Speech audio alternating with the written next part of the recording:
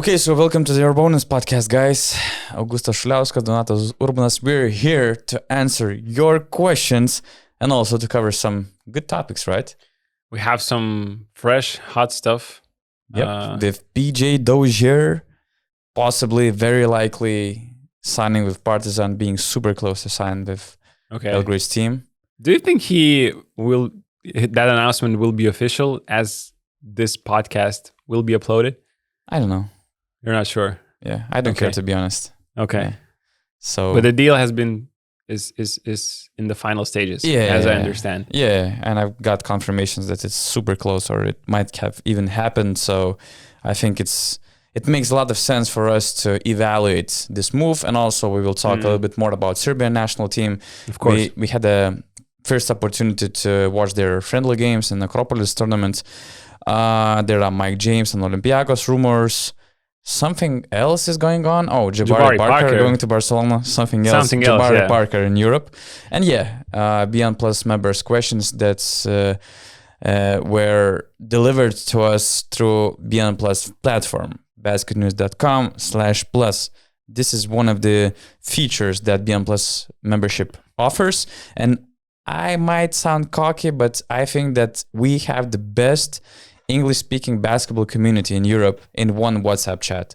Sometimes when you look at the discussions that guys have, we have 265 right now. We have 265 members on BM Plus.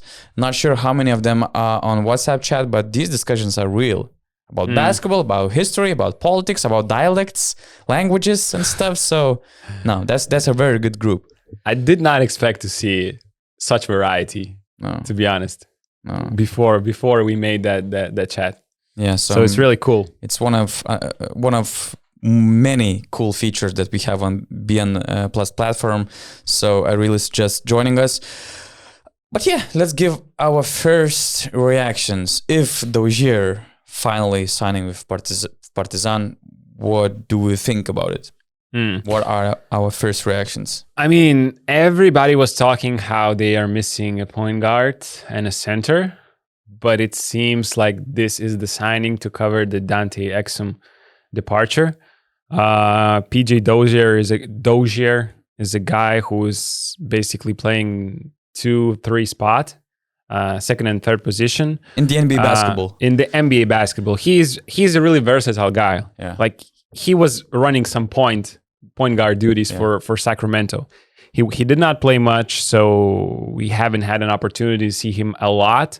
But before this podcast today, I watched some clips. I asked some people for opinions, and basically what they said is like, this guy has an amazing, amazing measurements. He's really tall for guard position. In some sources, he's 1.98 m, and some others are 2.1 m. But the main aspect of him is his wingspan. It's crazy high. His wingspan is 6'11".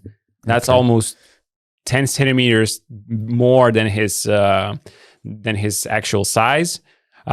So, defensively, he can cover multiple positions because of his height and because of his wingspan. He is pretty quick, so, he can basically guard, I think, 1 through 3 easily. Yeah. And maybe, even for some of the 4 men that does not play around the basket. If they're playing outside on the perimeter, he can do that as well. So, when you have such size, he can also switch. So that's that defensive versatility. On the offensive end, he has some limitations. He doesn't have a stable shot, but he can knock down when he's open. The complete replacement for Dante Exum. Exactly. When I was the copy of Dante Exum, basically. And I pulled up some clips and I was like watching, and I'm like, that's basically Dante Exum. Yeah. But just they had to replace him. Given the defensive abilities, my first reaction was like, oh, so they're replacing Yamadar with somebody more experienced, more skilled, more matured, just better player in general.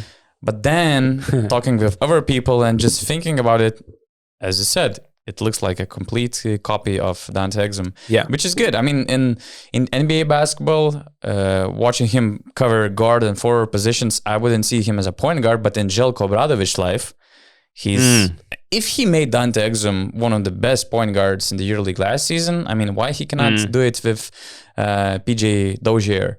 Of course, there are some reasons why he's going to Europe. Definitely. Because Dozier, like 2-3 years ago, he had a really successful stint with the Denver Nuggets, scoring almost 8 points, almost 4 rebounds, 2 assists per game. But in 6 years in the NBA, playing for a few different teams, he played in only 121 games. He had an ACL injury in that year in Denver in 21-22, I think. Could be. Start of the season. Yeah. And his role and his stats decreased from that moment. And his knees, it's hard to trust his knees. It's going to be the red flag until the end of his basketball career. Nobody knows how much he has left in the tank, given his injury, given how much it kind of limits him and what kind of red flags it gives. But he's a very skilled guy. Defensively, he has something to offer offensively as well. He's a very good guy, very good personality. And if not his knees, if not his injury history, he would get a solid NBA contract. But due to these concerns, it's in the NBA nobody trusts him long term.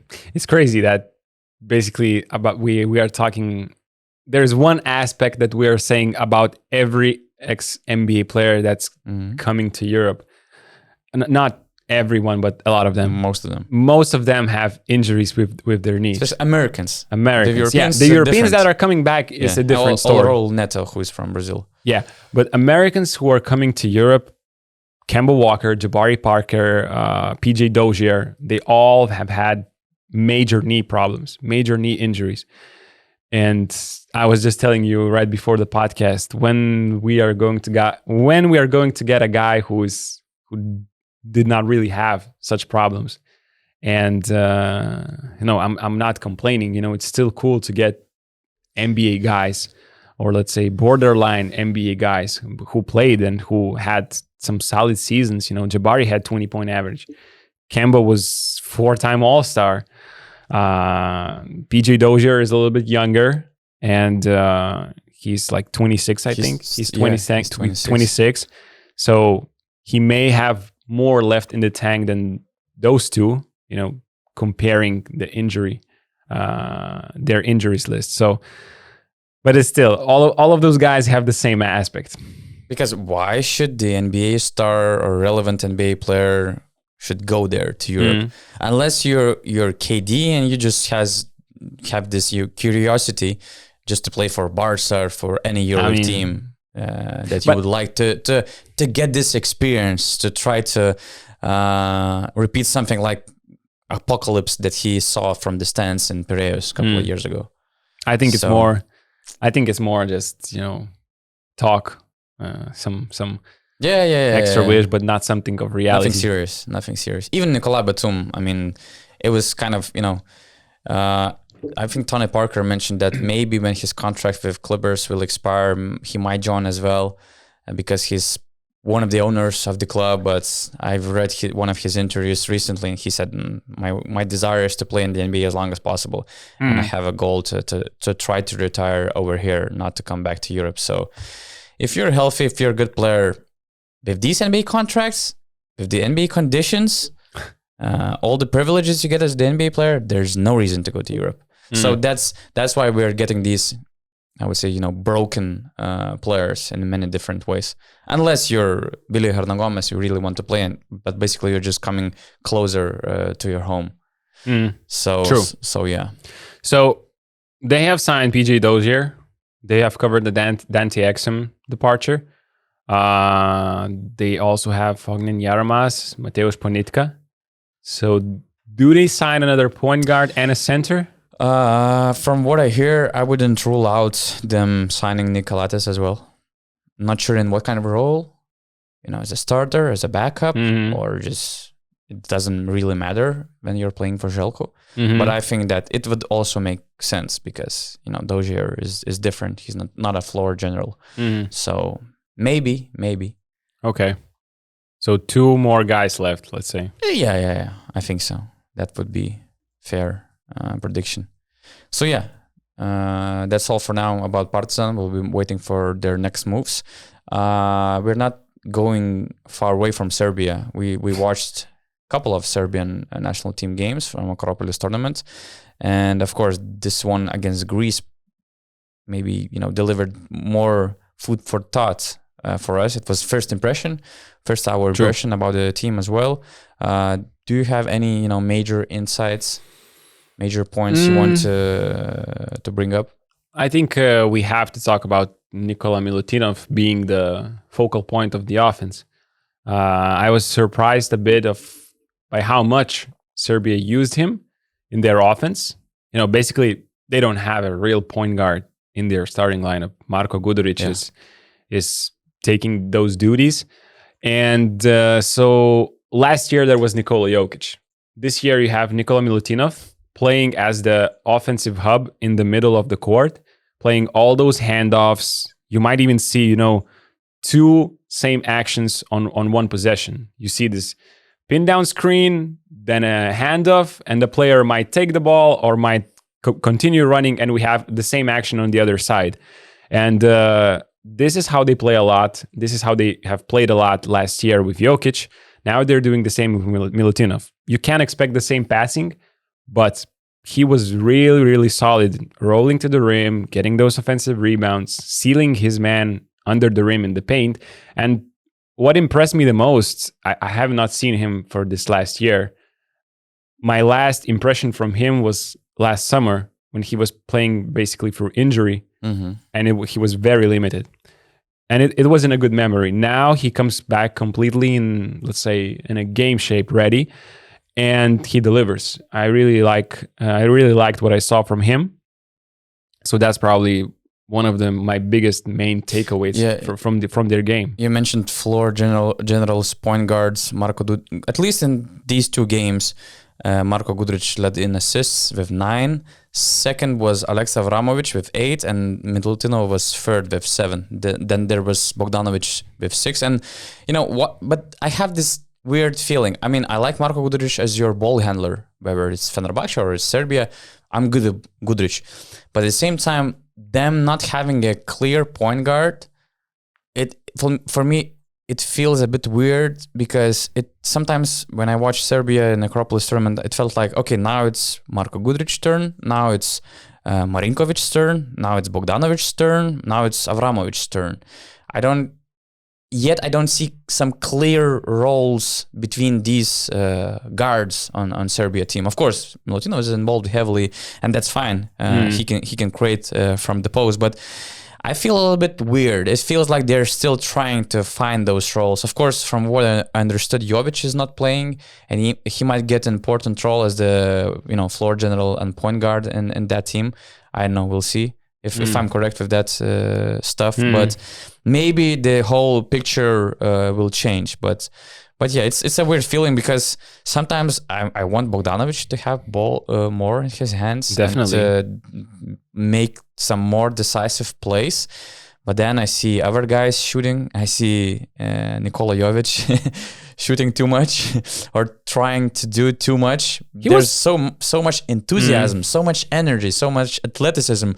And, it feels like he just wants to do too much, which also comes with his, inexperience. And with some time, he will feel a little bit more relaxed and more peaceful about his game. But, he was great yesterday, actually, against Italy. He scored 18 points. I think maybe that first official game, not behind the closed doors, he was a little bit too excited to, show what he can do. I think his improvements in this last year, improving under the Miami Heat trainers has been impressive. Like, he has improved to me in my eyes a lot.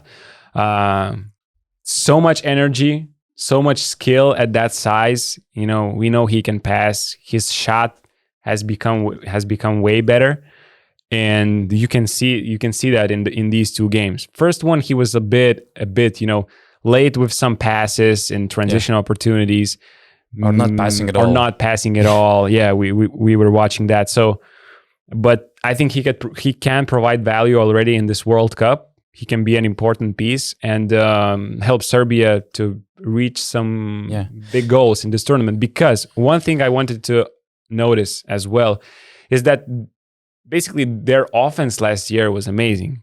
Like you have Micic, you have Jokic, you have all those guys around. Obviously now you have Bogdanovic, but their defense I think will be better than last year because you don't have Jokic, you don't have Micic, who I don't know why, but was not really, giving his 100% on defense, especially in that game against Italy. That broke Serbian fans' hearts. So I think they could be better on defense, a little bit better on defense this year. And, with Bogdanovic back, which is like, by the way, really great to see him back on FIBA courts. Although he's so far from his regular shape. He seems like he's chilling for now. But I mean, there's just one random fact that describes at what kind of early stage of getting into his shape Bogdanovic is. In first 2 Acropolis tournament games, he made, beyond the arc, he made 4 from 15. Papagiannis, Rudy Gobert, Valanciunas made 4 from 8. As crazy as it sounds. So yeah, he's far from his shape, and maybe that's why we even see other guys stepping up and playing with the ball a little bit more than Bogdanovic. But I could definitely see Serbia going. Okay, guys, it was just a small part of the entire episode dedicated for BN Plus members. If you want to watch the entire URBONUS episode, you have to join BN Plus community on basketnews.com/plus, and there you will hear some interesting details about Mike James and Olympiacos, Jabari Parker move to Barcelona, and a lot of other things.